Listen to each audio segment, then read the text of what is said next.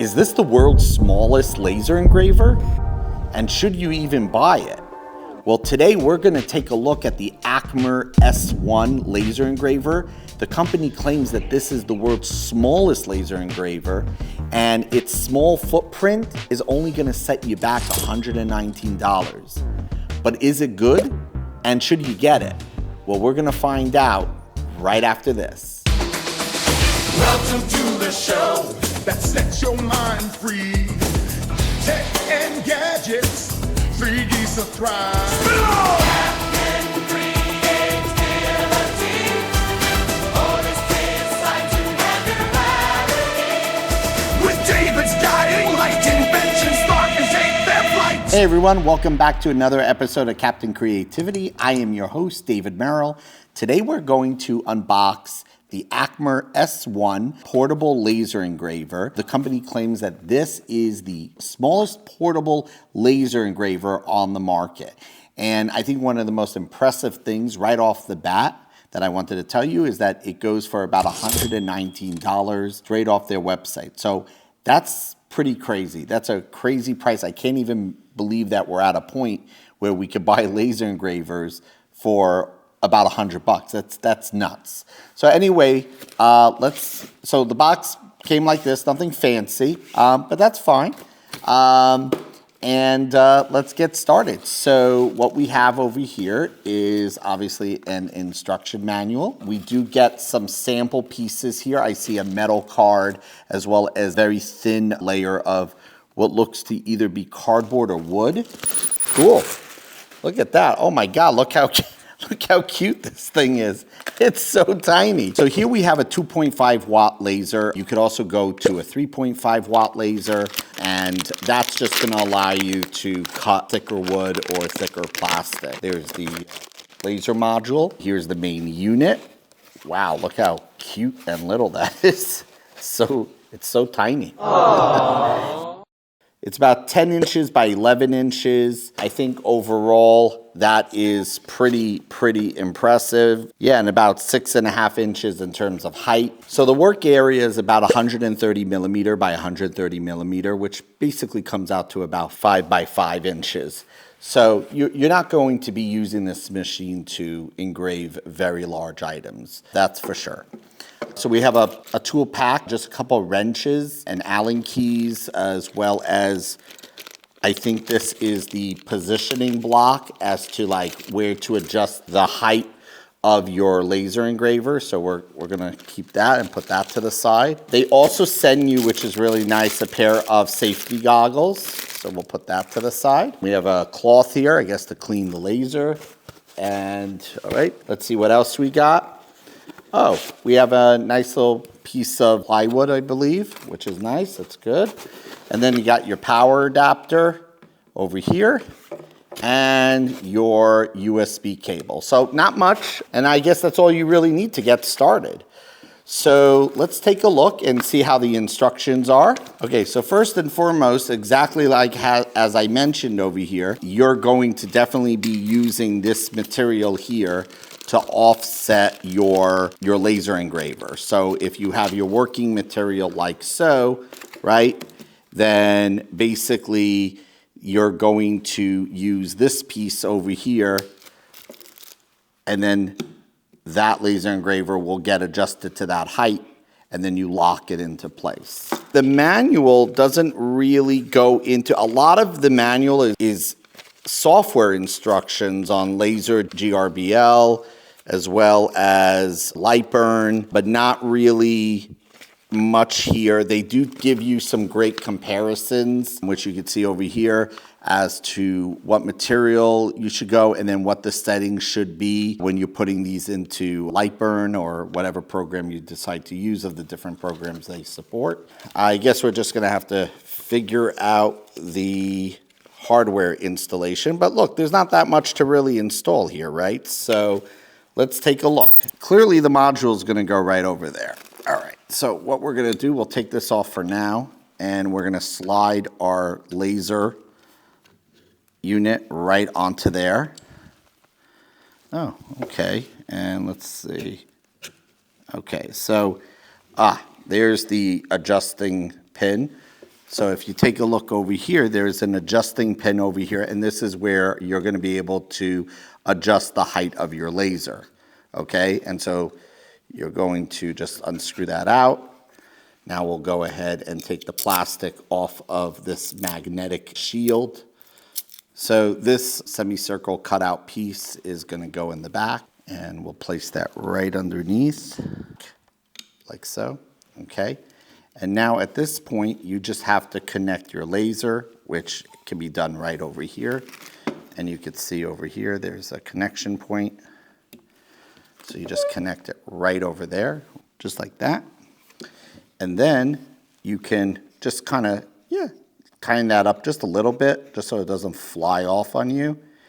And then other than that, the next thing I would just double check is you want to also make sure that your belts are tight enough. I saw some reviews where people didn't have their belts tight enough, and that could end up with some bad results.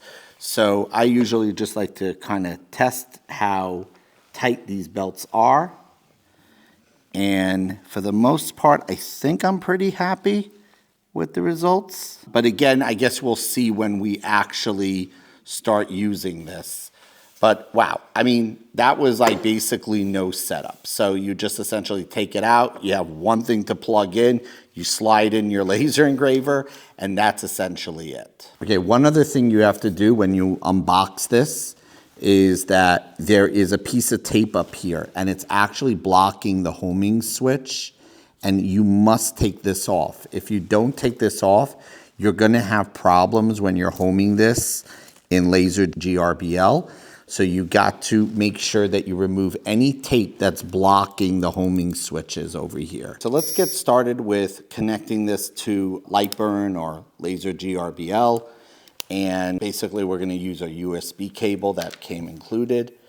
And you'll find the port to that right here on the front. And so as you can see, it says Type C. You're gonna pop that in just like that. We're gonna also apply the power. So here's the power cord, and that power cord is going to go right over there. So we'll go ahead and plug that in as well. And then we have the on and off button right over there. So let's get everything all hooked up. To turn it on, you'll do that, and you'll see it's now blinking green. So that, I guess, would indicate that it's turned on. And now I'm going to connect the USB cable to my computer. Okay, so let's get started with diving into LaserGRBL. I'm using this software because there's no licensing fees, so that everyone could get access to it. And you're going to start off by installing the CH340 driver if you've never installed this program before. And to find out what COM port your device is on, once you turn it on and attach it, it should automatically pop up. But if you do have multiple devices and you're not sure which one it is, you could actually go over here to your COM ports, and you'll notice that you'll have here a USB serial device COM10. In any case, you're going to set the baud rate to 115,200, and to make sure that it's working, you can hit the green connect button. And when you hear that, that means you're good to go. So now let's go ahead and take a look at what some of these buttons down here do. The first thing we can do to kind of test everything out is we can home the unit. So what I'm going to do here is I'm going to click this, and as you see over here, it homed the unit. And there is a stop switch over there, which is what had the tape on. Make sure to remove that tape, otherwise you're going to have issues. And you can see that that homed the device. So now we are ready to actually bring in a file that we're going to want to laser engrave onto our material. I now imported in here my Captain Creativity logo. By default, it's smooth HQ by cubic, that you keep the same. Grayscale, simple average, you leave the same. 100, 105, these are defaults. I keep it that way. Typically, you'll find line-to-line tracing. You can use this, but they said that if you have a grayscale, it's better to use 1-bit BW, black-white dithering. So either one is fine. And then the dithering or dithering, this is all default. Leave this as default. And then for the quality, you're going to be somewhere between 10 and 12 lines per millimeter. So now once that's done, let's go ahead and hit next. And now over here, we're going to specify our engraving speed and our power. So again, if you look at the booklet, I have a 3.5 watt ACMER S1. And then when you look at this material breakdown, right, they tell you exactly what it is, what material, and you can find this online as well. But it says plywood, and so sure enough, it says, let's put in 3,500 millimeters per minute, which I did already. I'm set it to M4, and then the minimum is usually set to 1, and then the max is set to here. We're gonna set that to 600. Now, you will notice it says, 60%. So a lot of people sometimes just put in the word 60, but that's not gonna work. That will actually make it 6%. So the best thing to do is put that to 600, and there you go. And then here we're going to put in the size. So because the sample piece they gave me was 100 millimeters by 100 millimeters, I'm gonna print in 75 by 75 onto the piece of material that I have. So I hit create. I did also wanna just show you is that when you are opening up a file, I just wanted to explain these settings. Vectorize and centerline, those are used for cutting. Okay, but for engraving, you're gonna be here or here. I just wanted to point that out. Now that the file has been loaded up, it's time to position our material. Now that we have that piece in there, I'm gonna show you there's a couple of settings here. So this one over here is framing, and this is fantastic. You definitely want to put on your protective eyewear at this stage because it's going to actually turn on the laser and show you, it's not going to cut anything, it's not going to engrave anything, but it's going to give you an idea of where the cut is going to happen or where the engraving is going to happen. So for example here, if I were to, here, so I'm going to home the unit, and now I am going to hit framing. So as you can see, this is where it's framing along. So you can kind of see that my piece is not where it needs to be.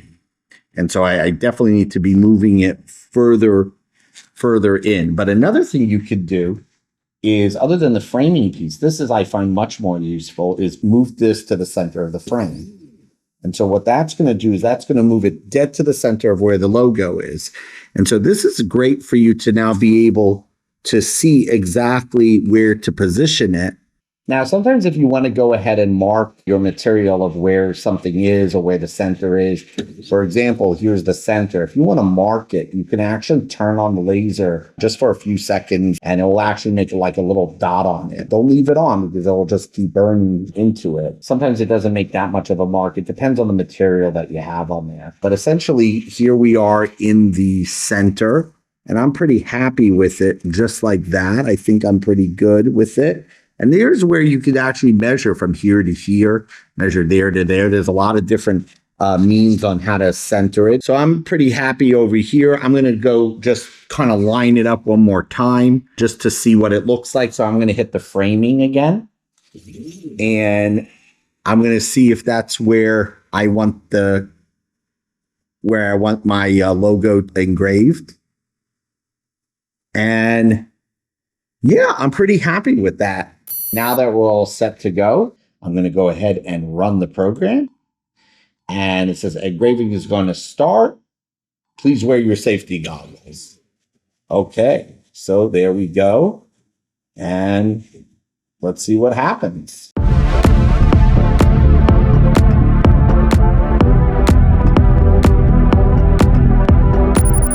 Okay, so let's take a look at the different laser engraving pieces we did. The first one was on the plywood, and I am very happy with these results. Check it out. Look how good that is.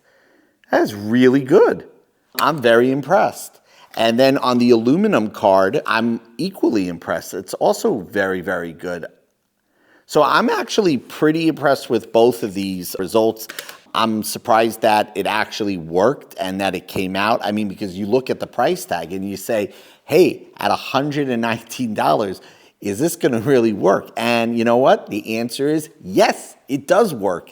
All right, so let's break it down. Who's this meant for, and should you buy it? Well, let's start with who is this meant for.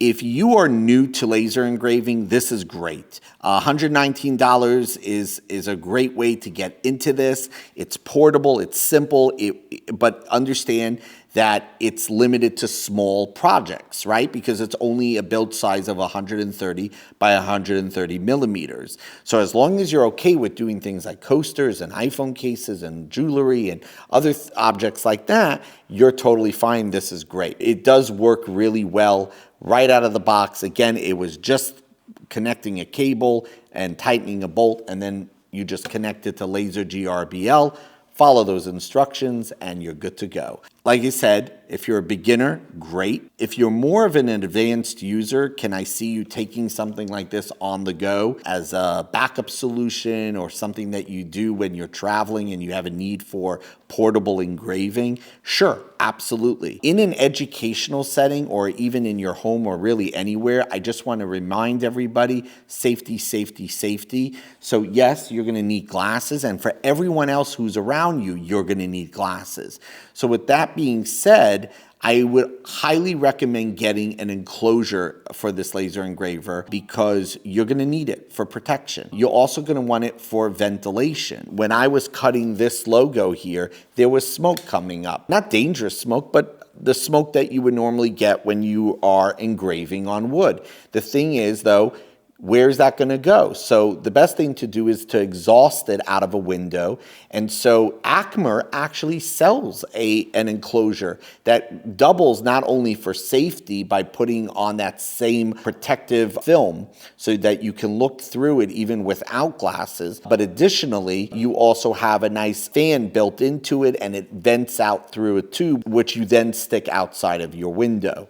So I highly recommend that if you are going to buy this in a school setting or in your home, that you should really look into getting an enclosure. And whether that's from ACMER or someone else, it is an absolute must with any open frame laser engravers. So should you buy it? Well, if you're looking for small projects or doing things on the go, or like I said, you're a beginner and you just want to get someone started for $119, I don't think you can go wrong here. I'm happy with the results. The setup was easy and the price point is ridiculously low. So yeah, I would recommend it, but under the conditions that you make sure that you're perfectly safe in whatever environment that you plan on using it. So with that being said, I just wanted to thank everybody for watching.